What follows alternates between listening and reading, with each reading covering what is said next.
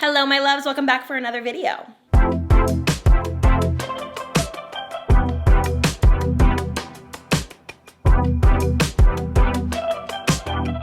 Welcome to the discernment series. I am doing an entire series. I don't know how many videos it's going to be, but I feel like I have a lot to touch on and I can't touch on it all in one video. And it's going to be girl to woman, shit that I learned so you don't have to go through it. And of course, there's going to be some things that you're naturally going to go through in life, but it's all about the way you handle it and the way that you kind of prosper from what you've learned rather than allowing it to destroy you. We're going to be talking about a lot of different subjects today. We're going to be talking about relationships. We're going to be talking about love, sex, friendships, and personal growth and development. I really want you guys to soak it all in. It's a no bullshit, no nonsense kind of video. I am not going to be sugarcoating not one thing, and I'm going to be speaking from the heart, and I'm very passionate about a lot of these subjects, and I actually wrote them all down right here in my phone because I don't want to miss anything. It's going to be all over the place, but again, I think that this video is going to really help out a lot of my girls in their mid-20s, and if you're just in your 20s overall, and even in your 30s, this can really help you. I am trying my best to guide women into not fucking up their life. And I'm not going to sit here and say that we don't learn from our mistakes, because we really do. And me going through a lot of these things helped me better understand myself. But I'm going to keep it real with you. Some of these things could really damage a person. And I hope that I can try to persuade you into always choosing yourself in the end. That's really the overall theme, choosing you, loving you, and being able to turn every single thing in your life, whether it's bad or good, into some sort of educational lesson that can make you a better person. So I hope you guys enjoy this video as much as I enjoyed making it. Don't forget to give this video a big thumbs up and subscribe down below if you guys like these types of videos from me, and follow me on Instagram so you guys can always keep up with me. And let's just get into the topic. Okay, we're gonna first talk about sex because I feel like this is a great opening conversation. Why wait until the middle to talk about sex? So the first thing that I wanna say about sex is that it really becomes super unimportant and uninteresting the more into your 20s you get. I am 26 years old. I have no interest in having casual sex, and it really does nothing for a woman, literally at all, unless you're gaining something out of it. And I'm not saying to prostitute yourself. I would never say to do something like that. What I'm trying to say is, if you are going out, meeting guys that night, taking them home, engaging in sex, and then never seeing them again, I really don't understand how that is helpful to you.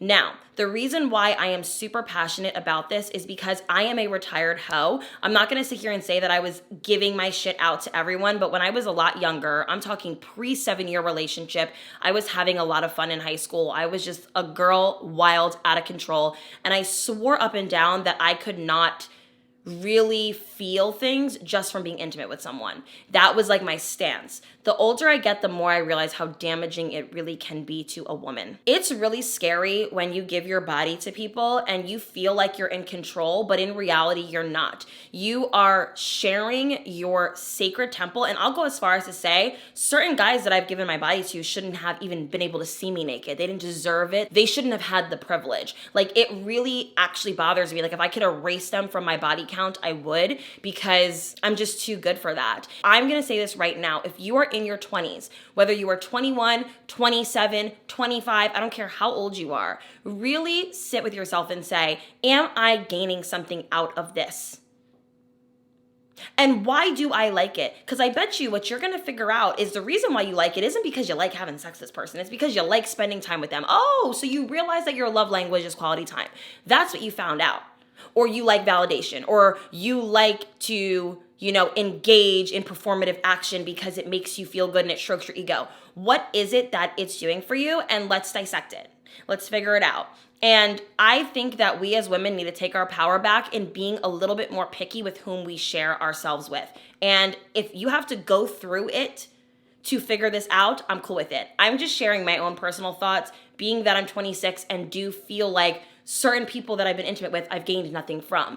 And the real reality is, if I was to be intimate with a guy, he could be the hottest guy on the planet, but if him and I do not have that intellectual stimulation and emotional maturity together to discern that we are good for each other, not only relationally, but sexually, I could be intimate with this person today, think that they're super hot, and my body is not registering that I like them at all. Let's just say I'm drier than the Sahara Desert when I engage in casual anything anymore. And that's when I knew to go celibate and to be abstinent, because when I started realizing that, hey, I find this person attractive and I actually am enjoying myself, why is my body not giving it a chance? It's because my body does crave emotional intimacy, respect, loyalty, and some sort of foundational situation prior to the intimacy. Now, let's just say you don't want to be in a relationship, but you do want to be intimate with someone. Maybe create a really healthy dynamic with someone that allows you to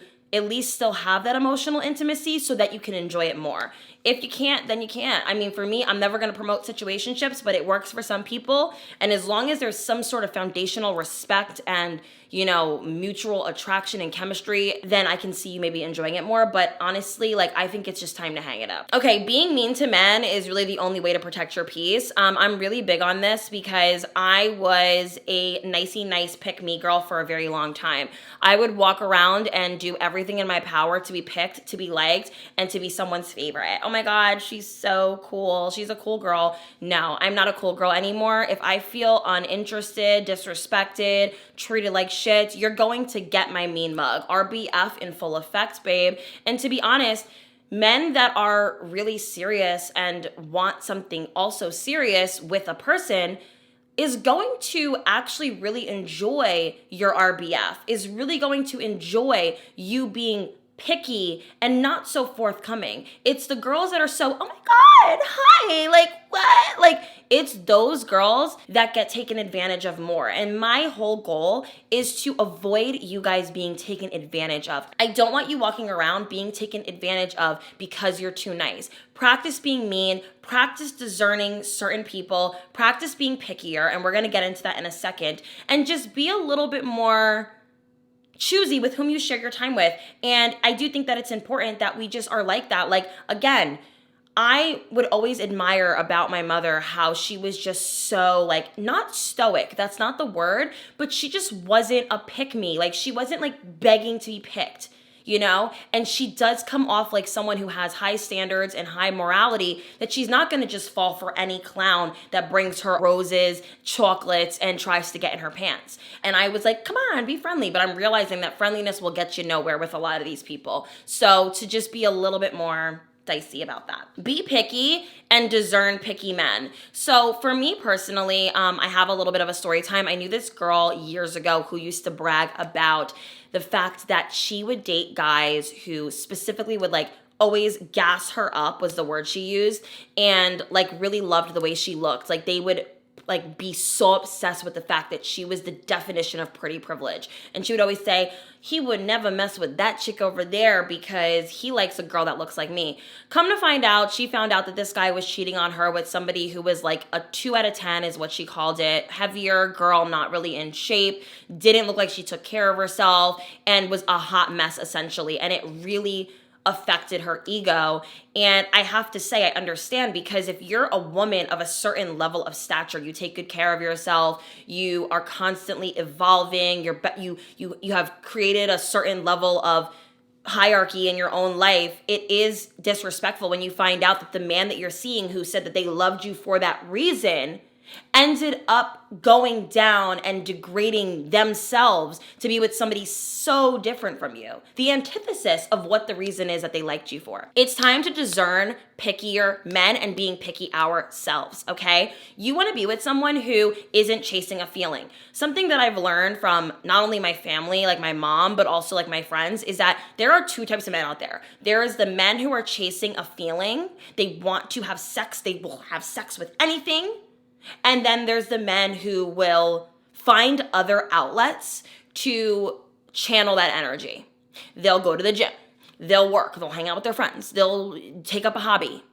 I remember I used to live in my last apartment complex. There was a guy that lived there. He was so handsome. He had a girlfriend. She hated him, but that's neither here nor there. He was such a good guy. I noticed that he had so many hobbies. And she would always be at work or doing something, and I just noticed he was always riding his bike, or he was playing golf, or he was on a bowling league. And I'm like, this guy is always busy. And I love that because he's choosing to do that rather than, I don't know, creeping out on you, at a bar. I'm not saying that he wasn't doing that, but I don't think he had the time, girl. He did not have the time to do that because he was always doing things, channeling his energy elsewhere. And I feel like I'm in the place in my life where I want to be with a man who I can say without a shadow of a doubt, because a lot of the times picky men, they're not only looks obsessed, because I think a lot of women have this skewed where they think that, oh, well, he's picky because he wants to be with me and I'm high maintenance. No. You want somebody who's not only picky with looks, but picky with who the women are they're dating because of who they are on the inside. If the compliment that you're getting from the man that you date is you're so hot, maybe look inward and figure out, where can I meet a man that actually compliments who I am as a person? I am more paying attention to the compliment of, you have a good heart. I love that you're ambitious. You are so smart. You are wise beyond your, like, all these types of compliments I prefer than a looks compliment. I know I'm good looking. What else?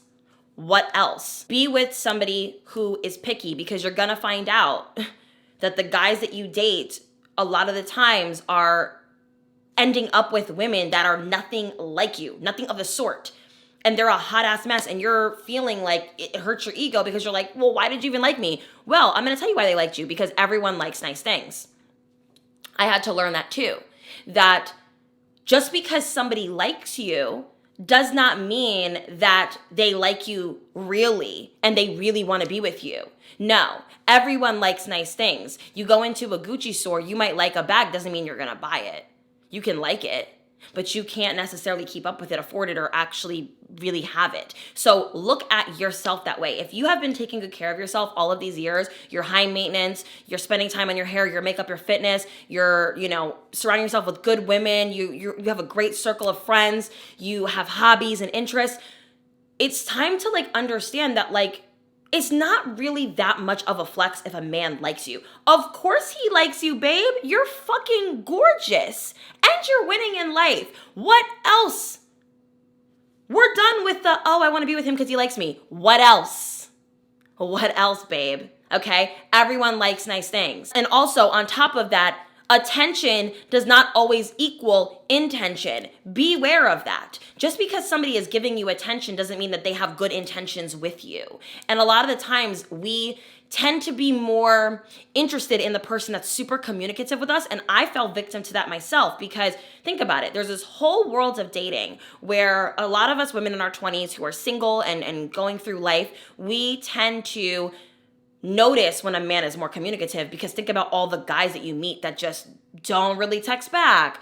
They barely hit you up. You can tell you're a second or an afterthought. And then you meet a man who is on it, texts you those good morning texts, is on it, talking to you all the time, calls you, super communicative. He's giving you the attention that you like. You're naturally going to be intrigued. Oh my God, he's still here. And then you kind of lose really focus of what's important. Attention does not equal intention. What are the intentions behind the actions? Okay? So a huge thing that I will say is, don't ever see someone last minute, and don't get together with a man for the first time after 9 p.m. unless you literally live in New York City, because I know that people who live in cities and things like that they usually do tend to go out later at night. But my overall across the board thing is, if a man is asking to hang out, let's link, let's hang out, and it's 6 p.m. and he's asking you to hang out today, the answer is no, I'm not going. And yes, I do feel the need to have to remind you of this, because I do know a lot of people who do end up going. They get dressed real quick and they get in their car and they meet up with this guy, and then they end up having sex with them. Oh my God. Well, what did you think was going to happen? Or maybe you didn't have sex with them, but you can tell that that's where it was trying to go on his behalf, and maybe you said no. But do not hang out with somebody last minute, and do not hang out with somebody after a certain time. Okay? Nothing good happens at the late hours of night. I was telling this story a few videos back about how I went out with this guy and he took me out to dinner, and it was a beautiful dinner. There was intention behind the dinner, and we went to a really nice restaurant, had a wonderful time, and then I kept noticing that he wanted to extend the evening. He wanted to continue it. And it's our first date. So he's like, let's go to a lounge, let's go to a bar. And it felt weird to me, because I'm like, what are you trying to do? We don't need to extend the evening. If you really like me and I'm someone that you want to continue getting to know, we have the rest of our life to do that. Why are we trying to rush everything all in one night? So I literally simply said, no, take me home. I'm not going to lounge. And he was very visibly upset about it. He wanted to, go out to this lounge and come on, it's going to be so much fun. I know what you're doing. You're trying to get me drunk. You're hoping that, later that evening I'll crack. That's not the kind of woman I am, and it will not happen. Take me home. We did dinner. We can do a lounge another time. All right, let's talk about female friendships, because this is huge in, lessons to learn from girl to woman, and kind of what to look out for. So I am a huge believer in having women friends. That is really not up for discussion on this channel. Without my women friends, I would be nowhere. My life would literally be less without women in my life. So just understand that when I talk about the bad eggs, that I have a lot of good eggs in my life, and I have discerned good friends for myself, and I'll tell you kind of how I did it too. So the first thing I want to say is girls will befriend you just to take your magic, like they want to steal something from you. I have had a lot of instances in my life where somebody thought that if they befriended me, that they would get the recipe, the sauce, the something to my life, and thought that if they became my friend, that it would mean that their life would go the exact same way mine went. That's weird. No, that's not how it goes, babe. And friendship shouldn't be about, well, what can I get from you? I'm not trying to get anything from my friends. I'm literally just trying to have a good time. Again, quality time is pretty up there on my love language list, and that goes for my platonic and romantic relationships. So for me, I'm not trying to get anything from my friends other than their energy. Like, I just want to be around them. I want positivity and happiness and good conversations. But some people want your magic. They want what you have. They want to steal who you are. Beware of that, okay? Beware of the girls who tell you when they first meet you, like, oh, I didn't really like you when I first met you, or I thought you were going to be this kind of girl or that kind of girl, and then they spend like their entire friendship with you talking about how much they hate so much other women. I don't want a woman hater as my friend, and that's that.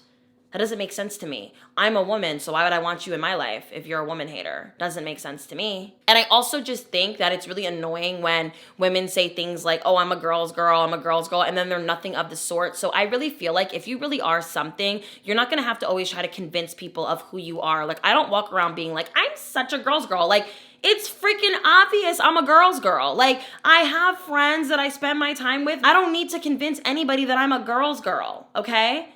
My actions alone will display that. I'm not gonna fuck your man. I'm not gonna gossip about you. I'm not going to not care about your wins.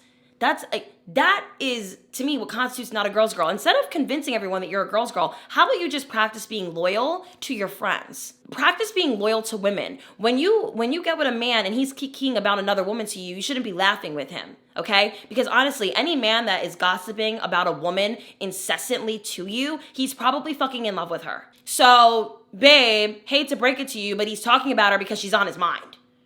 Okay, you know how many times a girl would tell me like, oh girl, he said this about you. And I said, girl, my name is in that man's mouth still. I guess I live rent-free in his head. Enough. There's a lot of mental illness out here, guys. And I just want you guys to know, like, in my background. So I suffer from anxiety and depression. It's not severe. I don't take medication for it, but in my past, I have gone through the ebbs and flows of dealing with these things, especially being that I have a trauma past. Being that my mom is also a psychiatrist, I have learned proper coping mechanisms and things to handle and deal with these things in my life. There are so many resources. I do think that mental health needs to be talked about a lot more. But what I will say is this: if your mental health is in check, you have a good life, you have your mental health in order, why are you dealing with someone who is putting you through the ringer with their mental health issues and you just met them? You realize that this man has anger problems. You realize that he's bipolar. You realize that he's a narcissist and he's going to drive you nuts. Time to cut it off. Healthy attachment style is not wanting that in your life. Okay? Let the secured attachment people be over here, and then let the anxious and what's the other one? Avoidant attachment styles be over here. And you can like look up what those things mean. But for me, like my journey to becoming secured attached has become more prevalent in my later 20s now. The older I get, the more secured I become, because I really wasn't securely attached for a long time. I was anxious attached. Whenever I felt the need to get my ego stroked, or when I wanted validation and a man to love me, I was anxiously attached for a very long time. And then I dated this guy, the last guy that I dated. I found out to be was a narcissist. I've talked about this a lot on my channel already, but I haven't really divulged much about it. But what I will say is this. I knew that I was getting into a secured attachment style when his behavior was making me feel smothered.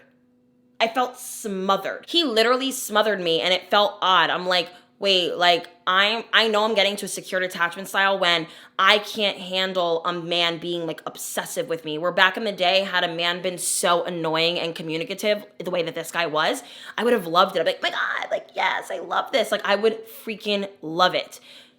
I hated it. I hated it.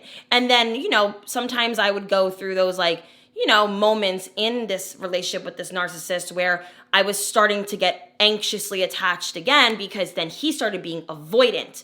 And so I was almost gonna chase it and then I didn't. So a lot of the times when we date people, we really have to look inwardly because if we're dating like the same kind of guy over and over again, the same pattern keeps happening, you have to say to yourself, okay, like, is it me? And usually, yes, it is. I'm not going to sit here and say that you are a bad person and, you deserve bad things. But what I will say is this, when you are secure with yourself and you don't need anyone in your life, you don't really put up with much from people. And I think that this man, like, because I was trying to figure out, I was literally trying to figure out, like, why did he want me? Like, I know that, like, the research I've done on narcissists is that they do tend to, like, seek out highly ambitious women.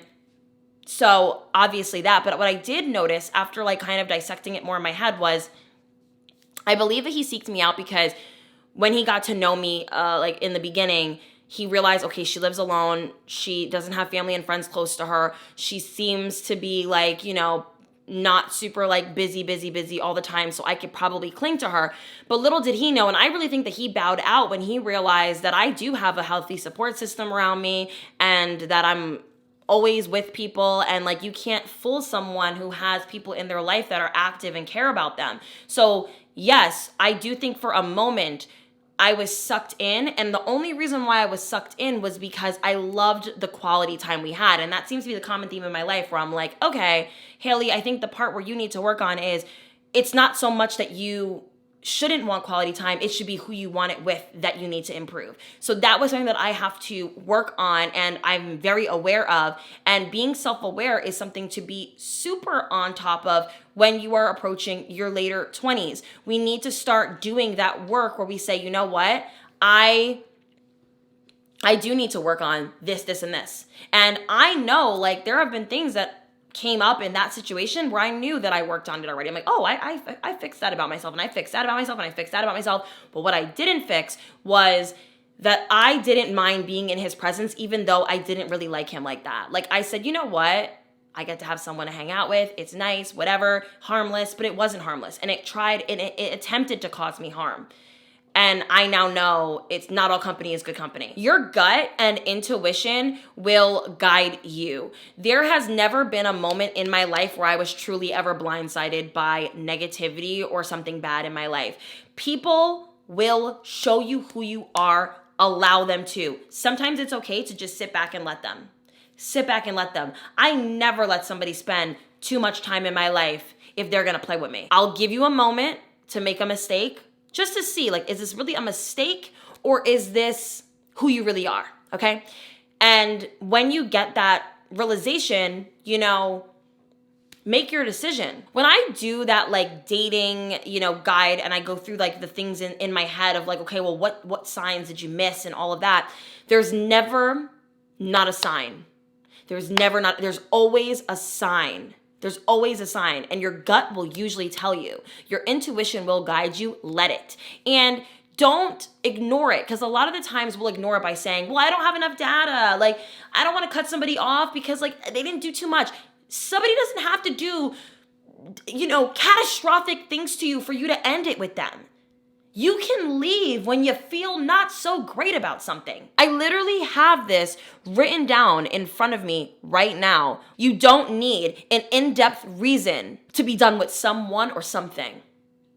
It could just simply not feel good to you, and that's a good enough reason. I'm telling you, this is a mid-20s check. A lot of us will have very subtle signs, and will continue because it's not that big of a deal. Oh my God. But it is. It's a big fucking deal. Hear it in your gut, and I'm telling you, your gut will always guide you. It will always guide you. Always. Okay? Just listen to it. Next thing I want to bring up is drinking.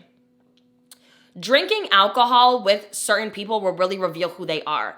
You're going to realize the older you get that there are certain people that you just will never like again because of how they behaved when they were drinking. You know how many people I've gone out with and I realize like, oh, I know who you are now after they drink. Let me tell you something. I drink.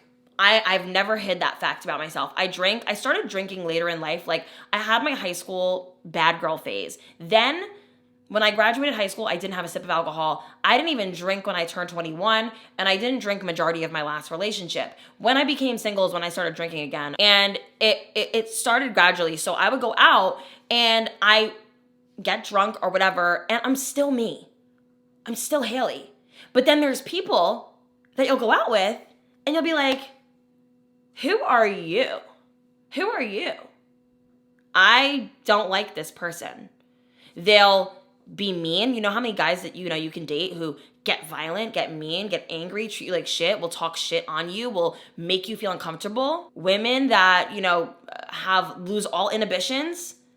And I'm not judging. I'm just saying, if that's not the place that you are in your life, pay attention. You want to recreate with people who are similar to you. If you're going to do the recreation process of either smoking weed or drinking, you want people to act like you. Personally, I do not do drugs. I drink occasionally. When I drink, me and my friends drink, it's a night out, it's eek, ha ha, and we go home. I don't want to recreate with somebody who punches somebody at the bar for no reason. Really pay attention to that. The older we get, we have to discern people like this more and say, you know what, that's not for me. And yes, you can blame it on the liquor. I'm not blaming it on liquor. It's a character thing for me. You need to fix and heal your inner self. This is not normal behavior and I'm not tolerating it. Sorry. Do not let people convince you to rely on someone solely for income. I am so about women chasing the bag when it pertains to dating, and I do believe in hypergamy and all of that. But I will never, ever, ever suggest women to literally solely require a man to afford their lifestyle with no money, because I just have seen, like in my own personal life, I have seen women lose everything because they did nothing. They didn't work. And their husband divorces them, leaves them for another woman, whatever, and they have nothing. And then they feel like it's too late to really start something. So I would suggest to always have your own money, even if it's just pocket change for now. Let's just say you met a really rich guy, he's gonna take care of you. I love that for you. I love that for you. But always have money of your own. I will never, ever, ever tell women to not. Okay, you never know what can happen. And, my man would never. Girl, you know how many women I know that would have put $1 million down that their man would never cheat and leave them because he was so obsessed with them and, oh my God, woman of my dreams, and then does it anyways. You cannot take anybody's word. I'm not saying not to trust people. You should trust people, but trust yourself the most. Trust you the most, and you should be taking care of yourself. You should protect yourself. Love yourself enough to have that security and that safety. Consider the source. Consider the source, babe. You know how many people try to come into my life and try to give me like unsolicited advice about things, and then I'm looking at their life and I'm like, I ain't taking advice from you. Your 20s is the age, especially the early 20s of your life, to really just ignore it, okay? Because this is going to make or break your life. If you really listen to everybody and what they have to say about you and what you should be doing and who you should be dating and where you should be working, you are going to be a robot to their, what in their head, what they view you should be like. And then you're never going to live for you. Time to cut it off. I do believe that for the most part, if you have good parents, you can kind of take their advice or at least hear them out, but I still do believe living for you is number one. You know what's best for you. Consider the source. I am not taking any fucking advice from someone that I don't want their life. I'm not taking advice from somebody I would not trade lives with. Not happening. Not happening. Okay? I had somebody say to me the other day, like, oh my God, like, don't you feel like you're like missing out, like not trying to get married right now? Why would I want to be married like you? You and your husband literally like break up every other week. Not you trying to convince me to want what you have.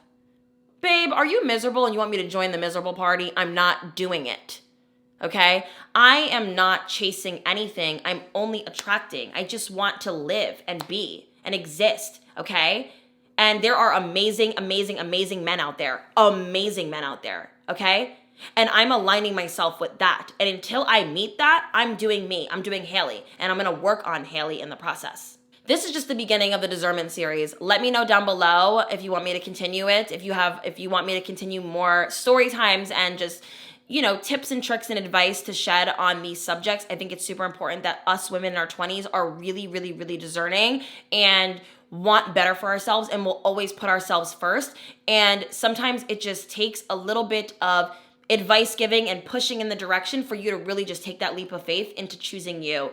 I chose me a long time ago, but I'm still choosing me every day. And sometimes I make mistakes along the way. But my biggest takeaway from my own life is that I do give myself grace because I trust myself. I know that I will always choose what's best for me in the end. And because I know that, I allow myself to do whatever I need to do to feel good in the moment, because I know that whatever I choose in the long run will always be what's best for me. And I want you guys to do the same. I love you so much. Thank you so much for watching, and I'll see you guys in the next video. Bye, everyone. Mwah.